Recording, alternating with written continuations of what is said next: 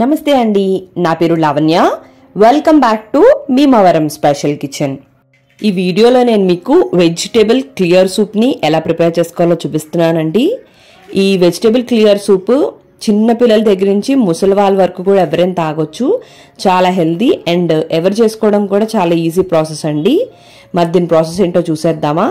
స్టవ్ని ఆన్ చేసుకుని కడాయిని పెట్టుకుని 1/2 టీ స్పూన్ బటర్, అలానే ఒక 1/2 టీ స్పూన్ ఆయిల్ వేసుకుని 1 టీ స్పూన్ లేదా 1 అంగుళం అల్లం ముక్కల్ని ఇలా కట్ చేసుకుని వేసుకోండి. అలానే 1 టీ స్పూన్ లేదా 3 నుంచి 4 వెల్లుల్లిపాయల్ని ఇలా చిన్న ముక్కలుగా కట్ చేసుకుని వేసుకోండి. ఇప్పుడు ఒక మెజరింగ్ కోసం 1 కప్ తీసుకుని ఆ కప్పు నిండా కూడా ఆనియన్స్ని చిన్న చిన్న ముక్కలుగా కట్ చేసుకుని వేసుకోండి. కావాలనుకుంటే స్ప్రింగ్ ఆనియన్స్ని కూడా యూజ్ చేయొచ్చు.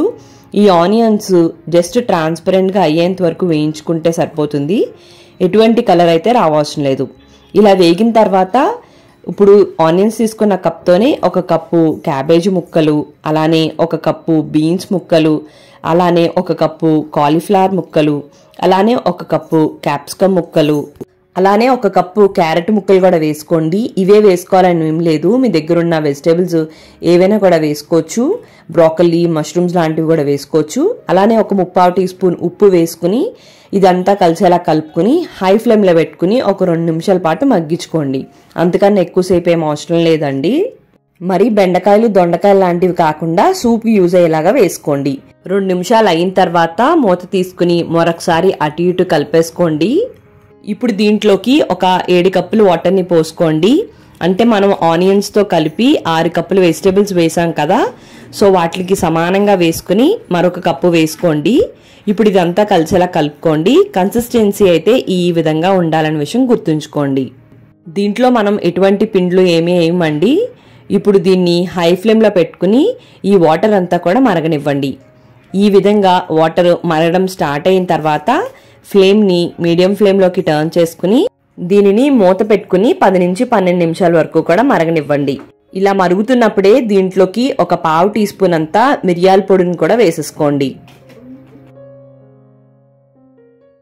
కలిపేసుకుని మొత్తం అంతా కూడా దీన్ని మరగనివ్వండి. ఒక 10 నిమిషాల తర్వాత మనం తీసుకుని చూసుకుంటే మనకి వెజ్ క్లియర్ సూప్ రెడీ అయిపోతుంది. మనం దీంట్లో ఎటువంటి పిండ్లు ఏమీ యాడ్ చేయమండి. ఇది చాలా హెల్దీ. ఇవన్నీ కూడా మన ఇంట్లో ఉండే ఇంగ్రీడియంట్సే కదా. ఒకవేళ మీకు అంతగా డౌట్ వస్తే క్యారెట్ అన్నిటికన్నా గట్టిగా ఉంటుంది కాబట్టి కొద్దిగా నొక్కి చూసుకోండి. ఈ విధంగా ఉంటే సరిపోతుంది. కావాలనుకుంటే పిల్లలు వెజిటేబుల్స్ తినరు అనుకుంటే ఈ స్టేజ్లో వెజిటేబుల్స్ని కొద్దిగా మ్యాష్ చేసుకుని కూడా కలుపుకోవచ్చు. మరి మీకు ఈ వీడియో నచ్చినట్టయితే లైక్ చేయండి, కామెంట్ చేయండి, మీ ఫ్రెండ్స్కి, రిలేటివ్స్కి అందరికీ షేర్ చేయండి. మీరు నా ఛానల్ని ఫస్ట్ టైం చూస్తున్నట్టయితే సబ్స్క్రైబ్ చేసి పక్కనే ఉన్న బెల్లో ఆల్ అని ప్రెస్ చేస్తే నేను ఏ వీడియో పెట్టినా మీకు నోటిఫికేషన్ వచ్చేస్తుంది. థ్యాంక్ యూ అండి.